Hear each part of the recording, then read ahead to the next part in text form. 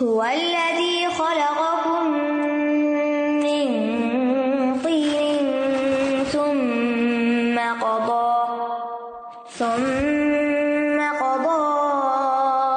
أجلا وأجل مسمى عنده ثم أنتم تمترون.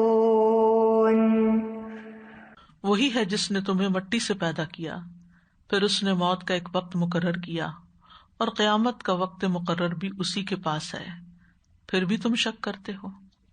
هو الذی، وہی اللہ وہ ذات ہے جس کا ذکر پچھلی آیت میں ہوا ہے. الحمدللہ الذی خلق السماوات والارض، جو آسمانوں اور زمین کا خالق ہے وہی تمہارا خالق بھی ہے. خلقکم، تم کو پیدا کیا، من طین، مٹی سے. تین کہتے ہیں اس مٹی کو جو پانی کے ساتھ تر کی گئی ہو. تراب خشک مٹی کو کہتے ہیں، ڈسٹ کو، لیکن تین ہوتی ہے پانی ملی مٹی، خواہ اس سے پانی کا اثر زائل ہی کیوں نہ ہو جائے، یعنی سوکھ جاتا ہے نا، پانی نکل جاتا ہے. تو اس کا ایک معنی تو یہ کیا گیا ہے کہ آدم علیہ السلام کو اللہ نے مٹی سے بنایا تھا، اور ہماری اصل آدم علیہ السلام سے ہے. باقی انسان حقیر نطفے یعنی پانی سے پیدا کیے گئے ہیں، اور آدم علیہ السلام کو اللہ تعالیٰ نے مٹی سے بنایا. چونکہ ہم ان کی نسل ہے اس لیے ہم سب کی نسبت اسی کی طرف ہو گئی. دوسرا مطلب یہ بھی ہے کہ جو خوراک اور غذا تم کھاتے ہو وہ سب زمین سے پیدا ہوتی ہیں، انہی غذاؤں سے نطفہ بنتا ہے جس سے پھر انسان کی تخلیق ہوتی ہے. تو اس اعتبار سے انڈائریکٹلی ہماری تخلیق بھی مٹی سے ہوئی. آدم علیہ السلام کو جس مٹی سے پیدا کیا اس کے بارے میں آتا ہے ان مثل عیسیٰ عند اللہ کمثل آدم خلقہ من تراب ثم قال له کن فیکون. بے شک عیسیٰ علیہ السلام کی مثال اللہ کے نزدیک آدم علیہ السلام کی مثال کی طرح ہے کہ اسے تھوڑی سی مٹی سے بنایا، پھر اسے فرمایا ہو جا، سو وہ ہو گیا. ایک اور جگہ پر آتا خلق الانسان من صلصال کالفخار، اس نے انسان کو بجنے والی مٹی سے پیدا کیا جو ٹھیکری کی طرح تھی. تو اس میں آپ دیکھیے کہ سٹیجز ہیں، پہلے تراب ہے، پھر تین ہے، پھر حمأ مسنون ایک اور جگہ پر آتا ہے، پھر اس کے بعد یہ ہے کہ وہ ٹھیکری بنی، یعنی اس کے مختلف سٹیجز کا ذکر ہے. رسول اللہ صلی اللہ علیہ وسلم نے اس کے بارے میں مزید وضاحت بھی فرمائی کہ آدم علیہ السلام تین طرح کی مٹی سے بنائے گئے، سیاہ، سفید اور سرخ. پھر مٹی کے لحاظ سے آدم کی اولاد کی صفات بھی مختلف ہیں.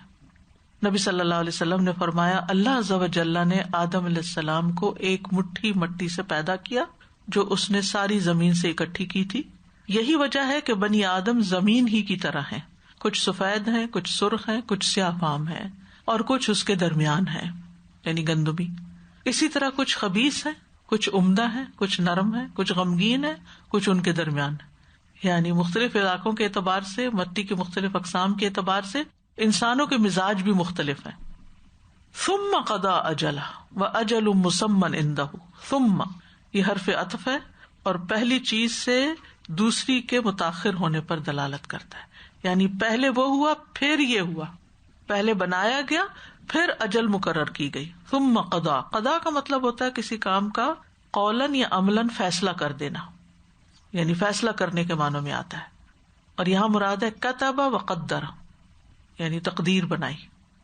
اور اجل کا لفظ جو ہے اس کا معنی ہوتا ہے کسی چیز کی مدت مقرر کرنا. قرآن مجید میں آتا ہے وَلِتَبْلُغُوا أَجَلًا مُّسَمًّى، تاکہ تم ایک مقرر وقت تک پہنچو. تو اب اس سے کیا مراد ہے؟ ثم قضى أجلا وأجل مسمى عنده، اس نے ایک اجل مقرر کی اور ایک مقرر مدت اس کے ہاں بھی ہے. تو یہ دو اجل کی بات ہو گئی، دو دفعہ اجل کا لفظ آ رہا ہے یہاں. تو پہلی اجل کیا ہے اور دوسری اجل کیا ہے؟ اس کے بارے میں آتا ہے کہ پہلی اجل سے مراد، بعض نے کہا کہ موت ہے، یعنی انسان کو پیدا کیا پھر اس کے بعد اس کی موت کا وقت مقرر کیا. کہتا ہے نا اجل آ گئی اس کی، یعنی موت مراد ہے. اور ایک مقرر مدت اس کے پاس ہے جس کا علم اسی کو ہے. ویسے تو موت کا علم بھی صرف اللہ ہی کو پتا ہے. تو وہ کیا ہے؟ قیامت، اور قیامت کے بعد دوبارہ اٹھنا، یعنی البعث بعد الموت. پھر اسی طرح قضا اجلا کا ایک معنی یہ بھی کیا گیا کہ انسان کی پیدائش سے موت تک کا وقت، اور اجل مسمى عنده میں موت سے لے کے بعثت تک کا وقت، یہ بھی ایک معنی کیا گیا. تو ان دونوں مدتوں کے بارے میں 4 اقوال پائے جاتے ہیں.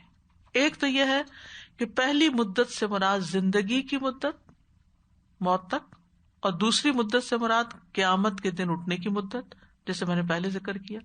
دوسرا معنی پہلی مدت سے مراد دنیا کی مدت اور دوسری مدت سے مراد آخرت کی مدت. تیسرا معنی پہلی مدت سے مراد عہد الست کا وقت اور دوسری مدت سے مراد دنیا کی زندگی کی مدت. یعنی ایک مدت وہ ہے جب ہم دنیا میں آنے سے پہلے تھے، اب یہ دوسری مدت ہے. چوتھا معنی یہ کیا گیا پہلی مدت سے مراد پہلے لوگ جو مر چکے ہیں اور دوسری مدت سے مراد بعد والوں کی موت ہے. بہرحال یہ مختلف معنی جو ہیں ان میں کنٹراڈکشن نہیں پائی جاتی، تضاد نہیں ہوتا، وسعت کے اعتبار سے بات کی جاتی ہے. ثم انتم تمترون، پھر تم شک کرتے ہو، یعنی اس کے بعد کہ تم جان چکے ہو کہ تمہیں گارے سے پیدا کیا گیا ہے، اور یہ کہ دنیا کی زندگی اور عمر پوری ہو جاتی ہے اور انسان کو اس کا علم ہوتا ہے کہ میں نے ایک دن مرنا ہے، لیکن یاد رکھے کہ اس کے بعد ایک اور مدت بھی ہے. یعنی ایک وہ وقت ہے جو اب گزار رہے ہو اور ایک اور وقت بھی آگے آنے والا ہے جو موت کے بعد ہوگا، جس کا ابھی تمہیں علم نہیں کہ وہ کتنا طویل ہوتا ہے. قبر میں ہونے والی جو مدت ہے اس کو بھی اگر آپ دیکھیں، یعنی ایک مدت وہ ہے جو زمین کے اوپر ہم نے گزاری اور ایک مدت وہ ہے جو زمین کے نیچے ہم گزاریں گے یا زمین کے اندر گزاریں گے. تو یہ تو ہم دیکھ رہے ہیں، اس کا ہمیں نہیں پتا، لیکن اگر یہ ہے تو وہ بھی ہو سکتی ہے، مان جاؤ، اس میں شک نہیں کرو. یعنی اگر تمہیں یقین ہے کہ یہ تمہاری تخلیق ہوئی ہے، تم انسان کے طور پر وجود میں آئے ہو اور تم اس زمین پہ چل پھر رہے ہو اور ہر ایک ایک مقرر مدت تک زندہ ہے، تو پھر ایک وقت آئے گا کہ تم یہ سب یہاں سے فارغ ہو کر ایک اور نیکسٹ لیول پہ چلے جاؤ گے، اور وہ بھی ہے. تو اس میں تمہیں شک نہیں ہونا چاہیے. ثم انتم تمترون، تمترون کا لفظ ہے امتراء سے ہے، ممترین کا لفظ قرآن میں آتا ہے، اور اس کا معنی ہوتا ہے شک کرنا. یعنی تم قیامت کے دن قبروں سے اٹھائے جانے کے بارے میں شک کرتے ہو. اور اسی طرح یہ بھی کہا گیا ہے کہ تم ترون کا لفظ میراث سے ہے، اور میراث جھگڑے کو کہتے ہیں، یعنی تم اختلاف کرتے ہو. انسان اگر اپنے جسم کی تخلیق پر غور کرے تو دیکھے کہ کن چیزوں سے مل کر بنا ہے، پانی، کاربن، آکسیجن اور کچھ مزید کیمیائی اجزاء. یعنی اگر انسان کے جسم کو تجزیہ کیا جائے تو یہ چند چیزوں کا مجموعہ ہے، لیکن کوئی بھی ان چند چیزوں کو جمع کر کے انسان نہیں کبھی بنا سکا اور بنا سکتا بھی نہیں ہے. یعنی اگر انسان کے جسم کو مرنے کے بعد اگر دیکھا جائے کہ کیا کیا اجزاء ہیں اس کے اندر، تو اگر ان سارے کیمیکلز کو کوئی بیچنا چاہے تو چند سو روپے سے زیادہ اس کی قیمت نہیں پڑتی. ہماری اصل ویلیو یہ ہے، یعنی فزیکل ویلیو جو ہے، یہ تو اللہ نے ہمارے اندر روح ڈالی ہے، زندگی ڈالی، عقل دی ہے، شعور دیا ہے، دل دماغ دیا ہے، تو جس کی وجہ سے ہم سوچتے ہیں، عقل سے کام لیتے ہیں، تو ہم بہت ویلیوبل ہو جاتے ہیں. اور اس کے اوپر اگر مزید اللہ کی عبادت کرنے والے تو اور ویلیوبل ہو جاتے ہیں. کیونکہ مطلب یہ ہے کہ اللہ سبحانہ وتعالیٰ نے جس طرح انسان کو بنایا، جن چیزوں سے بنایا، اصل دیکھو، بنیاد دیکھو، پھر اس کو کیسی کیسی نعمتیں دی، اور پھر اس کی واپسی کا ایک وقت رکھا، اور دوبارہ اٹھنے کی بات بھی کی. تو پھر تمہیں شک کیوں ہے کہ وہی تمہارا خالق ہے؟ یعنی تمہیں اللہ سبحانہ وتعالیٰ کے وجود کے بارے میں کیوں شک ہے، دوسری زندگی آنے کے بارے میں کیوں شک ہے؟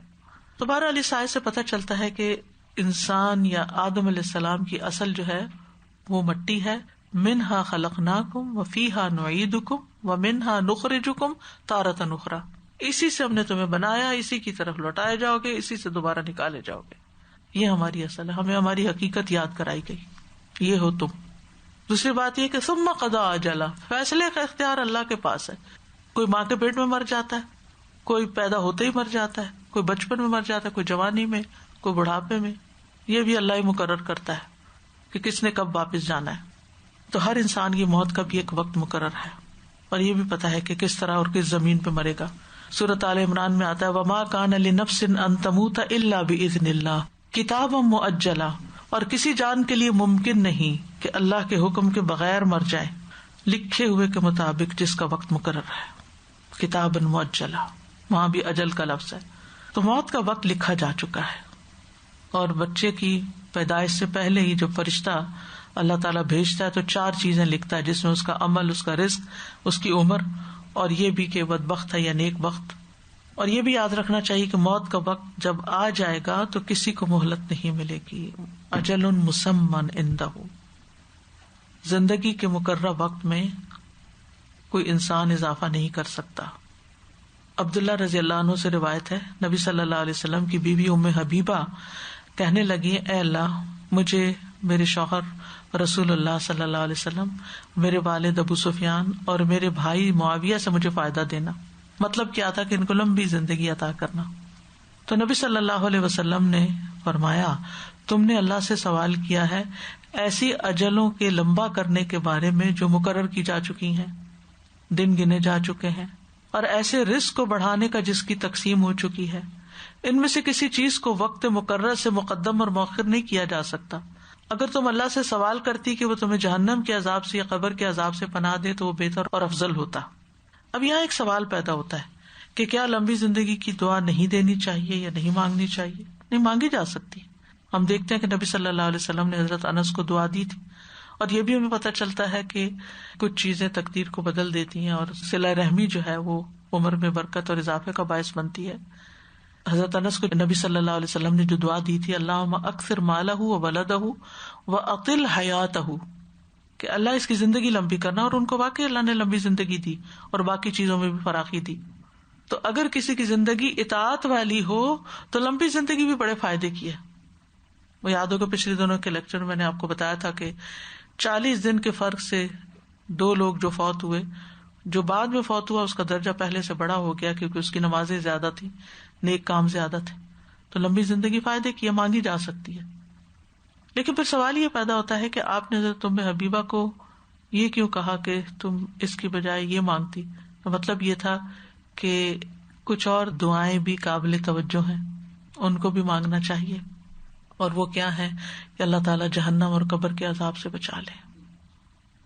یہ ہم سب کے سیکھنے کی چیز ہے نا، کیونکہ ہم جب کسی سے خوش ہوتے ہیں اس کو دعا دیتے ہیں، سدا جیو، اللہ آپ کی زندگی لمبی کرے، آپ کا سایہ سلامت رہے، اور زندگی کے لمبا ہونے کی دعائیں ہم خوب دیتے ہیں، اپنے لیے بھی مانگتے ہیں، دوسروں کے لیے بھی مانگتے ہیں.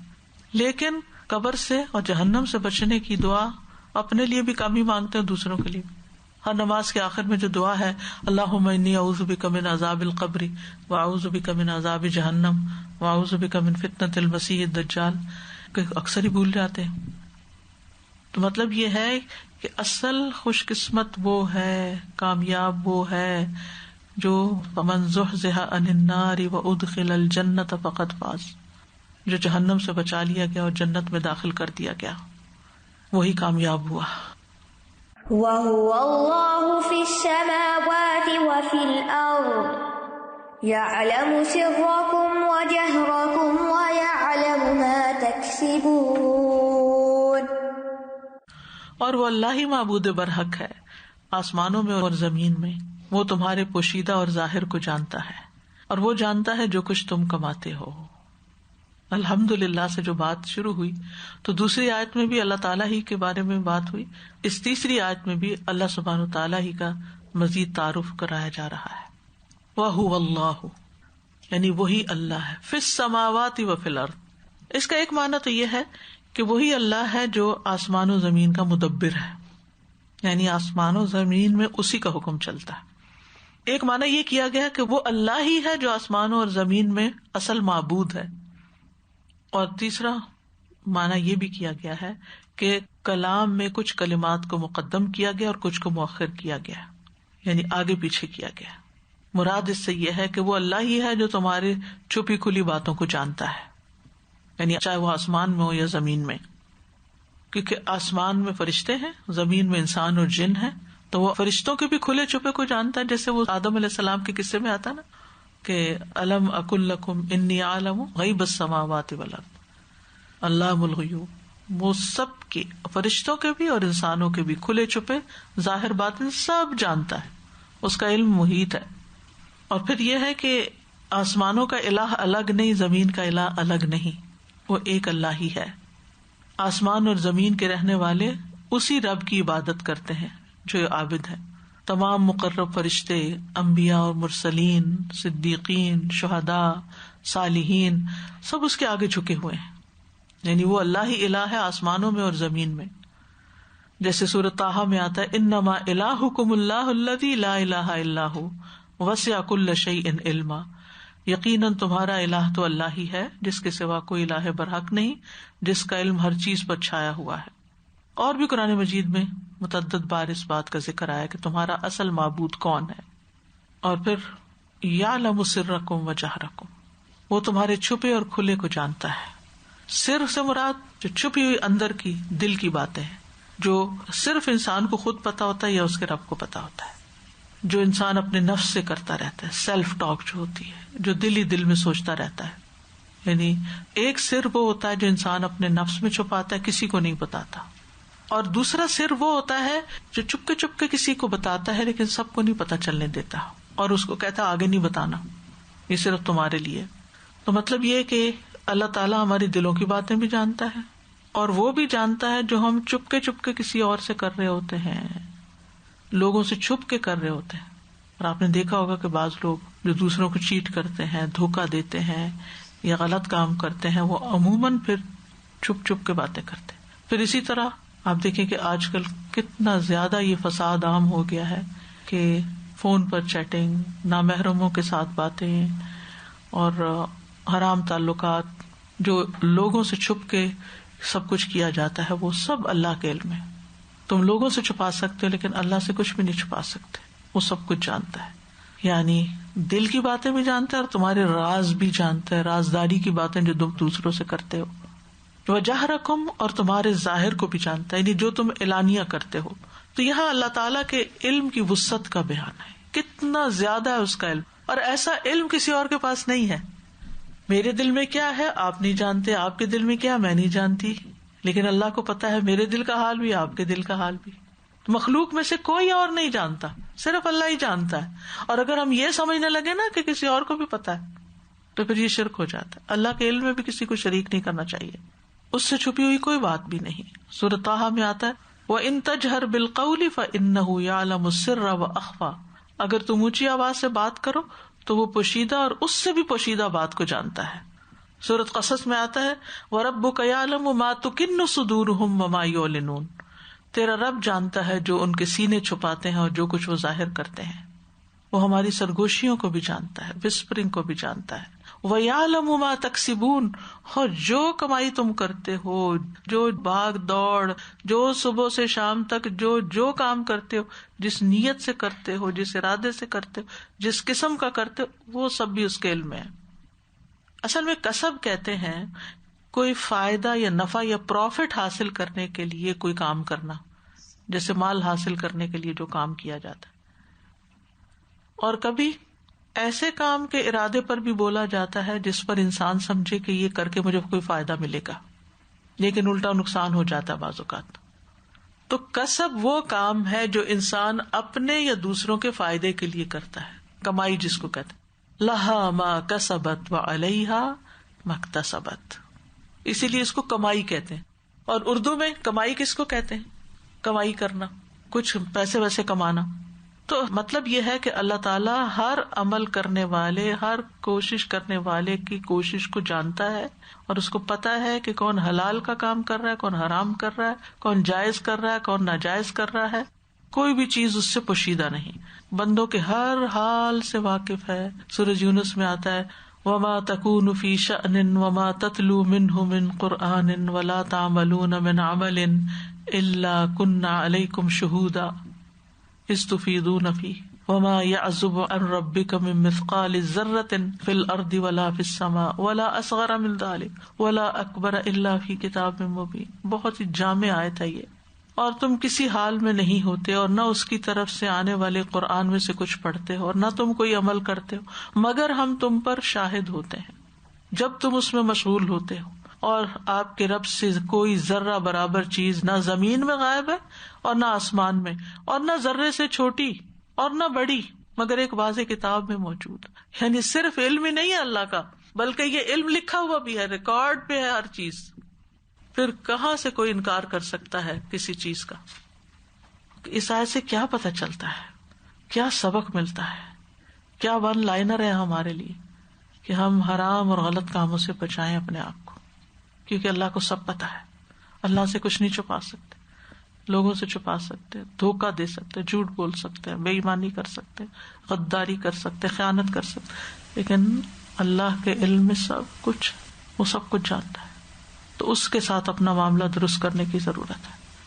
وما تأتيهم من آية من آيات ربهم إلا كانوا عنها معرضين. اور ان کے پاس ان کے رب کی نشانیوں میں سے جو نشانی بھی آتی ہے وہ اس سے منہ پھیر لیتے ہیں. اتنا کچھ دکھانے اور سمجھانے کے بعد بھی منہ موڑ کے چلے جاتے ہیں, گویا انہیں کچھ پتہ ہی نہ ہو. عطا یاتی کا مطلب ہوتا ہے کسی چیز کا سہولت کے ساتھ آنا.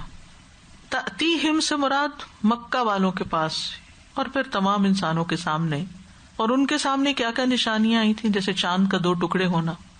اور بعض نے کہا کہ آیت سے مراد قرآن کی آیتیں بھی ہیں, یعنی جو بھی قرآن کی آیتیں یا دیگر نشانیاں ان کو دکھائی جاتی ہیں وہ ان نشانیوں کو چھوڑ دیتے ہیں اور ان کو جھٹلا دیتے ہیں, غور و فکر نہیں کرتے, اعراض برتتے ہیں, یعنی ان سے کوئی نتیجہ نہیں نکالتے, سمجھ کے نہیں دیتے. اور نتیجہ کیا نکالنا چاہیے کہ واقعی ہمارا رب, ہمارا معبود ایک ہی معبود ہے اور ہمیں اس کی عبادت کرنی چاہیے اور اس کے آگے جھک جانا چاہیے اور اس کی تعریف بجا لانی چاہیے. یعنی کائنات میں, آسمانوں اور زمین میں, ہمارے اپنے نفس میں, ہماری زندگی اور موت میں, اندھیروں اور روشنی میں, ان سب چیزوں میں بہت سی نشانیاں ہیں. قرآن کی آیات میں بہت کچھ سبق ہے, لیکن کچھ لوگ ان میں سے کسی چیز پر بھی توجہ نہیں کرتے, اس طرف آتے ہی نہیں, گویا اندھے بہرے گنگے ہیں, حیوانوں کی طرح جی رہے ہیں. تو ایسے لوگوں کی مذمت کی گئی ہے. سورۃ یوسف میں بھی آتا ہے وَكَأَيٍّ مِّنْ آیَةٍ فِي السَّمَاوَاتِ وَالْأَرْضِ يَمُرُّونَ عَلَيْهَا وَهُمْ عَنْهَا مُعْرِضُونَ. اور آسمانوں اور زمین میں کتنی ہی نشانیاں ہیں جن پر سے گزرتے ہیں اور وہ ان سے بے دھیان ہوتے, توجہ ہی نہیں دیتے, ان کو کچھ سمجھ ہی نہیں آتا. لیکن اہل ایمان جو ہیں وہ چھوٹی سی نشانی کو بھی دیکھیں گے تو ان کا دل اللہ کی عظمت سے بھر جائے گا. تو ہم سب کو اپنے دلوں کا بھی جائزہ لینا چاہیے. فَقَدْ كَذَّبُوا بِالْحَقِّ لَمَّا جَاءَهُمْ فَسَوْفَ يَأْتِيهِمْ أَنبَاءُ مَا كَانُوا بِهِ يَسْتَهْزِئُونَ. پس بے شک انہوں نے حق کو جھٹلا دیا جبکہ وہ ان کے پاس آ چکا تھا, تو جلد ہی اس چیز کی خبریں ان کے پاس آئیں گی جس کا وہ مذاق اڑاتے تھے. فقد کذبوا بالحق, یقینی طور پر انہوں نے حق کو, یعنی قرآن کو, محمد صلی اللہ علیہ وسلم کو جو حق لے کر آئے ہیں ان کو جھٹلا دیا کہ ہم نہیں مانتے. لما جاءہم, جب ان کے پاس آ چکا, یعنی اہل مکہ کے پاس, تو اب اس کا نتیجہ بھی انہیں بھگتنا ہے. اور وہ کیا ہے؟ فسوف یاتیہم انباء, تو جلد ہی ان کے پاس کچھ خبریں آئیں گی. انباء نبا کی جمع ہے. یہ وہ خبر ہوتی ہے جس کا رونما ہونا بہت عظیم اور سنگین ہوتا ہے, اور نبا اس خبر کو کہتے ہیں جس میں جھوٹ کا احتمال نہیں. کون سی خبریں ہیں؟ کہا جاتا ہے کہ مسلمانوں کو ملنے والی کامیابیوں کی طرف اشارہ ہے جو ہجرت کے بعد اب مسلمانوں کو پے در پے حاصل ہونے والی ہے. کیونکہ کفار مکہ مسلمانوں کی غربت کا, ان کی کمزوری کا, ان کی مظلومیت کا مذاق اڑاتے تھے کہ تم جو اللہ کو مانتے ہو اور جو اتنی بڑی بڑی باتیں کرتے ہو تو یہ تمہارا اپنا حال کیا ہے. اور یہ حقیقت ہے کہ جس وقت یہ خبر سنائے گی اس وقت کوئی یقین بھی نہیں کر سکتا کہ آئندہ کے سالوں میں کیا کچھ ہونے والا ہے. کس طرح اللہ تعالیٰ نے مسلمانوں کو فتوحات عطا کی اور کفار کو شکست دی, اور بدر میں ان کے بڑے بڑے سردار مارے گئے, اور قرآن کے سارے وعدے سچ ہوئے, اور جنہوں نے حق کو نہ مانا ان کو برے عذاب کی خبر دی گئی اور پھر ان پر آیا بھی. تو اس آیت سے یہ پتہ چلتا ہے کہ کفار مکہ کے سرکشی پر اڑے رہنے کی جو وجوہات ہیں ان میں سے ایک دلائل اور نشانیوں سے اعراض برتنا. اور آج بھی دنیا میں جو لوگ حق قبول نہیں کرتے وہ دراصل اللہ تعالیٰ کی بنائی ہوئی نشانیوں اور بھیجی ہوئی نشانیوں پر غور نہیں کرتے. دوسرا یہ کہ دلائل کو جھٹلا دینا, سمجھ آ بھی گئی اور پھر اس سے منہ موڑ لینا, انکار کر دینا. اور تیسری چیز مذاق اڑانا, آیات کا مذاق اڑانا, احادیث کا مذاق اڑانا, نبی صلی اللہ علیہ وسلم کی سیرت میں سے کوئی بات پکڑ لینا اور اس کا مذاق اڑانا. یہاں پر اعراض برتنے کی بات کی گئی ہے اور پھر اگلی آیت میں مذاق اڑانے کی بات کی گئی ہے, اور کذبوا بالحق کی بھی تکذیب کی بھی بات کی گئی ہے. أَلَمْ يَرَوْا كَمْ أَهْلَكْنَا مِنْ قَبْلِهِمْ مِنْ قَرْنٍ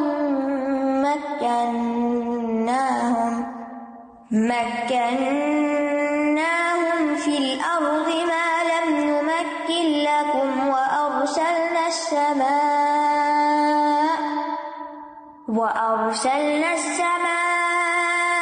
عليهم مدرارا وجعلنا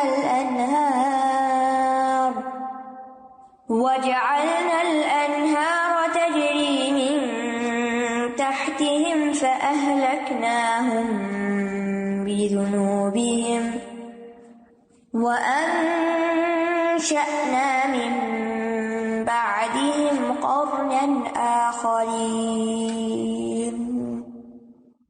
کیا انہوں نے دیکھا نہیں کہ ہم نے ان سے پہلے کتنی ہی قوموں کو ہلاک کر دیا جنہیں ہم نے زمین میں ایسا اقتدار دے رکھا تھا جو ہم نے تمہیں نہیں دیا، اور ہم نے ان پر آسمان سے بہت برسنے والا میਂہ بھیجا، اور ہم نے نہریں بنائی جو ان کے نیچے بہتی تھی، پھر ہم نے انہیں ان کے گناہوں کی وجہ سے ہلاک کر دیا، اور ان کے بعد ہم نے دوسری قومیں اٹھائیں۔ تو یہاں کفار کو متنبہ کیا جا رہا ہے کہ کیا انہیں نہیں پتا، یعنی کائنات کی نشانیوں کو دکھانے کے بعد اب ماضی کی خبروں کے ساتھ یا پچھلے واقعات کے ساتھ نصیحت کی جا رہی ہے کہ انہیں نہیں پتا کہ ان سے پہلے کتنی ہی قومیں، قوم نوح، عاد اور سمود اور آل فرعون، جو دنیا میں بڑی قوت اور اقتدار والے تھے اور ان کے پاس وسائل زندگی بھی بہت تھے، نہریں تھی، باغات تھے، سرسبز شاداب کھیت تھے، لیکن ساری نعمتیں پا کر جب انہوں نے سرکشی کی تو انجام کیا ہوا؟ تو الم یرو، کیا انہوں نے دیکھا نہیں؟ یرو میں دو معنی پائے جاتے ہیں، ایک ہوتا ہے رؤیت علمی، یعنی دل و دماغ میں کسی حقیقت کو جان لینا، یعنی علم ہو جانا، اور دوسرا ہوتا ہے رؤیت بصری، آنکھوں سے کسی حقیقت کو دیکھ لینا، ظاہری آنکھوں سے، یعنی ایک ہے دل کی آنکھوں سے دیکھنا اور ایک ہے چہرے کی آنکھوں سے دیکھنا، ظاہری آنکھوں سے دیکھنا۔ تو مطلب یہ ہے کہ یہ لوگ مختلف سفروں کے دوران تباہ شدہ شہروں سے گزرتے ہیں، ان کو آنکھوں سے دیکھتے ہیں، جیسے آتا وَإِنَّكُمْ لَتَمُرُّونَ عَلَيْهِمْ مُصْبِحِينَ وَبِاللَّيْلِ، صبح اور رات کے وقتوں میں تباہ شدہ بستیوں کے پاس سے گزرتے ہو، اور جن کے پاس سے نہیں بھی گزرتے تو ان کے بارے میں تمہیں خبریں تو پہنچتی ہیں نا، تمہارے علم میں تو ہے یہ بات کہ اور بستیاں بھی تباہ ہوئی۔ یعنی ہر انسان کے لیے پاسبل نہیں ہوتا کہ اپنی آنکھوں سے جا کے بستیوں کو دیکھے، لیکن یہ ضرور ہے کہ کتابوں میں، تاریخ میں، قرآن میں انسان پڑھتا ہے تو اس کو پتا چل جاتا ہے کہ ہاں کچھ قومیں، جسے ہمیں علم ہوا کہ بہت سی قومیں ایسی ہیں کہ جو پہلے تباہ ہو چکی۔ تو کم اہلکنا، کتنی ہی زیادہ، یعنی بہت سی۔ اور قرن کا معنی قوم بھی ہوتا ہے، اور بعض نے قرن سے مراد صدی لی ہے، سینچری، مطلب یہ کہ وہ جہان یا وقت جو اپنے زمانے میں ہوتا ہے، اور قرن کا لفظ اقتران سے وہاں ملا ہوا ہونا، تو یہاں مراد قومیں ہیں۔ مکناہم فی الارض ما لم نمکن لکم، اے اہل مکہ ہم نے تمہیں وہ قوت و شان و شوکت نہیں دی جو ہم نے انہیں دی تھی۔ سورۃ الفجر میں اس کی تفصیل آتی ہے، الم تر کیف فعل ربک بعاد ارم ذات العماد التی لم یخلق مثلها فی البلاد وثمود الذین جابوا الصخر بالواد وفرعون ذی الاوتاد الذین طغوا فی البلاد فاکثروا فیہا الفساد فصب علیہم ربک سوط عذاب۔ اتنی شاندار ترقی کے باوجود انجام ہلاکت ہوئی، کیوں ہوا؟ غور و فکر کرو۔ وارسلنا السماء علیہم مدرارا، یعنی ہم نے ان کے اوپر خوب بارشیں برسائیں۔ مدرار کا مطلب ہے پے در پے بارشیں، تو بارش کی کثرت جب ہوتی ہے تو رزق کی فراوانی ہو جاتی ہے، فضل کی کثرت ہو جاتی ہے، پینے کا پانی انسانوں، جانوروں، مویشیوں کے لیے زیادہ ہو جاتا ہے۔ وجعلنا الانہار تجری من تحتہم، نہ صرف یہ کہ آسمان سے پانی برسا بلکہ زمین میں بھی ہم نے دریا چلا دیے ان کے لیے، یعنی جب بارش نہیں برستی تھی تو زمینی پانیوں سے ان کے کھیت شاداب ہوتے تھے، لیکن انہوں نے اللہ کی نعمتوں کا شکر نہیں کیا، تو کیا ہوا؟ فأہلکناہم بذنوبہم، ان کے گناہوں کی وجہ سے ہم نے ان کو ہلاک کر دیا۔ اور ان کے گناہ کیا تھے؟ کفر، شرک، رسولوں کو جھٹلانا، اور دیگر بھی ہر قوم کے اپنے اپنے گناہ، جیسے عمل قوم لوط اور قوم شعیب کے ناپ تول میں کمی وغیرہ وغیرہ۔ تو اس سے یہ پتہ چلتا ہے کہ گناہ نعمتوں کے زوال کا سبب بنتے ہیں، گناہ نعمتوں کے زوال کا سبب بنتے ہیں، گناہ قوموں کی ہلاکت کا سبب بنتے ہیں۔ یعنی جب کوئی شکر ادا نہیں کرتا، اللہ کے آگے نہیں جھکتا، تو پھر ایک وقت آتا ہے کہ نعمتیں ختم ہو جاتی ہیں، برکتیں ختم ہو جاتی ہیں۔ سورۃ الاعراف میں آتا وَلَقَدْ أَخَذْنَا آلَ فِرْعَوْنَ بِالسِّنِينَ وَنَقْصٍ مِّنَ الثَّمَرَاتِ لَعَلَّهُمْ يَذَّكَّرُونَ، بلا شبہ ہم نے فرعون کی آل کو قحط سالیوں اور پیداوار کی کمی کے ساتھ پکڑا تاکہ وہ نصیحت پکڑے، یعنی جب انسان کو نعمت ملتی ہے انسان شکر ادا کرتا ہے، اللہ تعالیٰ اور نعمت دیتا. جب نہیں کرتا تو اللہ تعالیٰ نعمت واپس لیتا تاکہ اس کو ایک جھنجھوڑا جائے اور اس کو سمجھ آئے، ہدایت پائے. تو انسان کو گناہوں سے توبہ کرتے رہنا چاہیے. اسی لیے استغفار جو ہے وہ رزق میں برکت کا سبب بنتا ہے. وَأَنشَأْنَا مِن بَعْدِهِمْ قَرْنًا آخَرِينَ، اور ان کے بعد ہم نے کئی اور قومیں اٹھائیں، یعنی جن کا علم نہیں تمہیں کہ کتنے ہی لوگ آئے اور گئے اور ہلاک ہوتے رہے. تو یاد رکھنا چاہیے کہ دنیا کی ترقی جو ہے وہ اللہ کی رضا کی دلیل نہیں ہے. اگر وقتی طور پر اللہ تعالیٰ کسی کو گناہوں کے باوجود دے رہا ہے تو یہ ڈھیل ہے، استدراج ہے، پھر وہ اچانک پکڑتا ہے، چھوڑتا نہیں ہے. پھر تو اس سے ڈرنا چاہیے. نافرمانیوں کے باوجود نعمتیں ملنے پر اللہ سے ڈرنا چاہیے. تو گناہوں سے ساتھ ساتھ توبہ کرنی چاہیے، اور توبہ سے مصیبتیں ختم ہوتی ہیں. اوکے، جزاکم اللہ خیرا. وآخر دعوانا ان الحمد للہ رب العالمین. سبحانک اللہم وبحمدک، اشہد ان لا الہ الا انت، استغفرک واتوب الیک. السلام علیکم ورحمۃ اللہ وبرکاتہ.